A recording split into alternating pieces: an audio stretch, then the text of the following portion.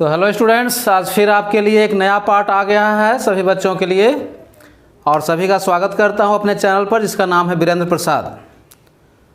तो in the last video I discussed about the positive, negative and zero work done. ठीक है ना। तो positive, negative and zero work done is in the terms of sense wise, है ना, sense wise. Work और work done तो बच्चों scalar quantity है ना।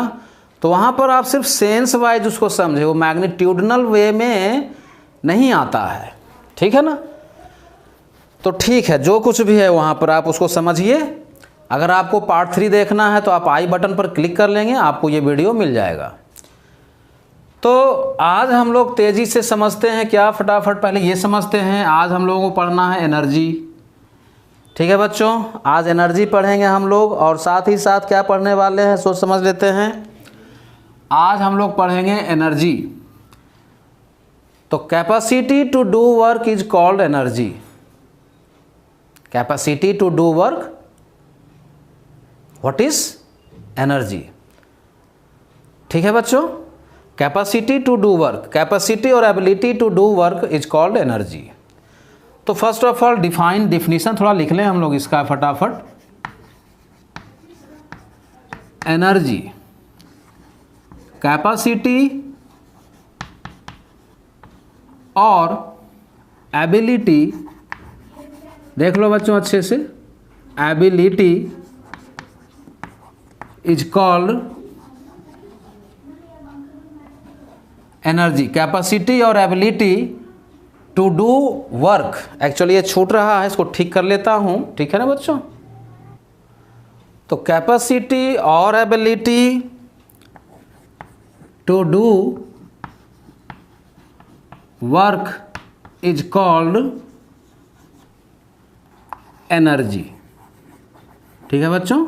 चलिए अब हम लोग आगे बढ़ते हैं। एनर्जी का एसआई यूनिट क्या होगा। SI unit of energy is joule. तो आप कहोगे कि सर वर्क और वर्क डन का भी SI यूनिट जूल होता है, एनर्जी का भी SI यूनिट जूल ही है, हीट का भी SI यूनिट जूल ही होता है बच्चों। ठीक है ना। तो ये सब कहीं ना कहीं एनर्जी से जुड़ा हुआ मामला है, इसलिए इसका SI यूनिट जूल होता है। जेम्स प्रिस्कॉट जूल के ऑनर में हम लोगों ने ये नाम दे रखा है, साइंटिस्ट ने ये नाम इसको दे रखा है। ठीक है बच्चों।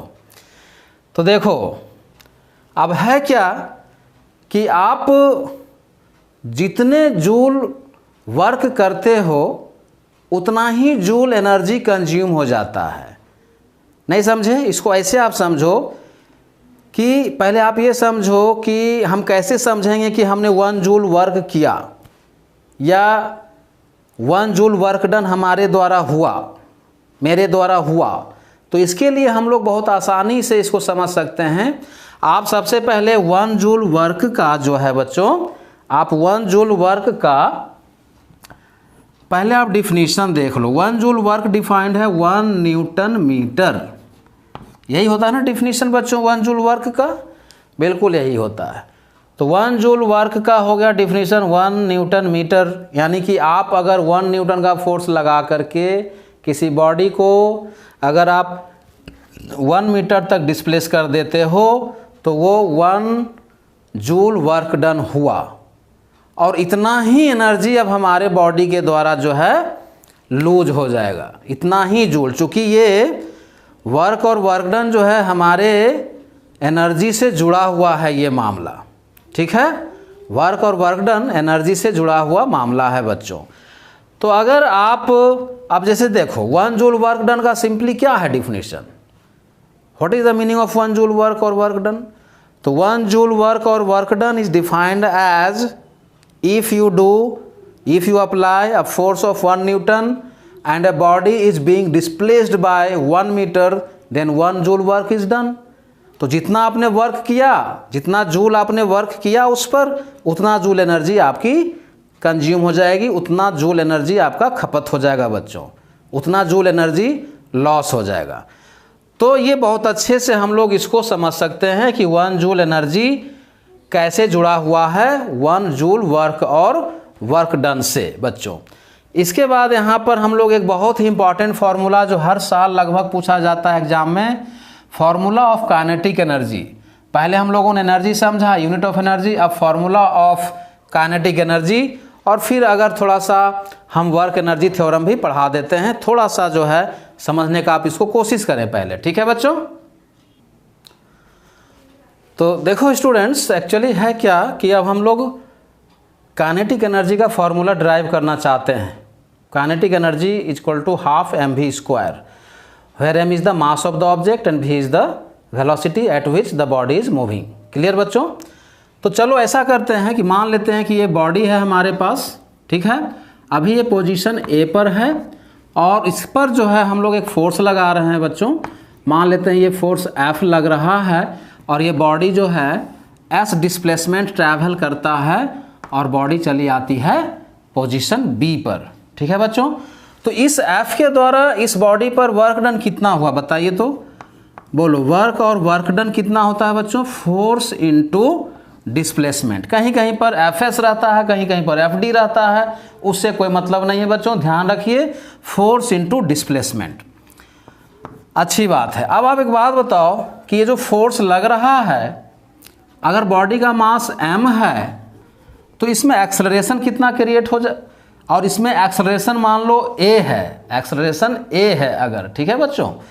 तो समझते हैं हम लोग कि फोर्स जो हमारे पास है F इज इक्वल टू, हम लोगों को पता है m into a. Force is equal to क्या पता है बच्चों, m इंटू ए। इसको समझ लेते हैं पहले, ठीक है ना। तो सबसे पहले तो मान लेते हैं कि इस फोर्स के वजह से इसमें एक्सेलरेशन a है, ठीक है। तो फोर्स इज इक्वल टू हो जाएगा m इंटू ए, मास इंटू एक्सेलरेशन। अब हमें चाहिए इस s का वैल्यू, s का वैल्यू हम लोग निकाल सकते हैं। बोलो तो बच्चों, फॉर्मूला क्या होता है, v² equal to u² plus 2as, ठीक है बच्चों। तो ये बॉडी तो अल्टीमेटली यहाँ जा कर के रुक जा रही है। अल्टीमेटली कोई ना कोई बॉडी अगर आप उस पर फोर्स लगाओगे तो कहीं ना कहीं आगे जा कर के रुक जाएगी वो बॉडी, यानी वहाँ पर उसका फाइनल वेलोसिटी का वैल्यू 0 हो जाएगा, ठीक है ना। और आप एक चीज़ ध्यान रखो, नोटेशन से ज़्यादा कॉन्सेप्ट पर ध्यान रखो।